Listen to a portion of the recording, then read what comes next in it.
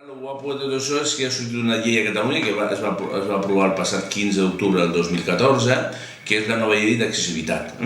Aquesta llei contempla l'eliminació de barreres a la informació i la comunicació, que això és el que nosaltres més busquem, perquè fins ara, des de l'any 91-92, que va sortir la primera llei, això va ser abans dels Jocs Olímpics, la gran lluita va ser eliminar les barreres arquitectòniques.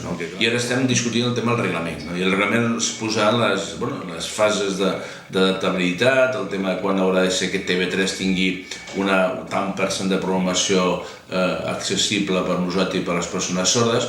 Fa 10 anys deien que tot això era una utopia, no? Actualment ja no és utopia, és realitat total, i ara ens manca l'eliminació de les barreres mentals. La discapacitat és tot un tema transversal, no?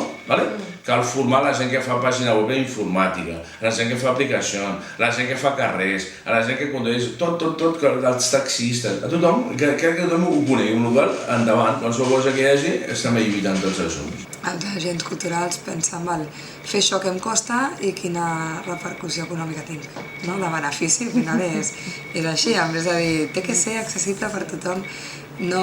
Clar, nosaltres ho diem, i els museus també. Quanta gent vindrà? Clar, el que a tu et costa amb la gent que pot venir, segurament no et surt a compte, però no és això el que hem de mirar, sinó hem de mirar que sigui accesible per tots. Las personas con diversidad funcional se encuentran con muchas limitaciones. La sociedad ahora mismo no está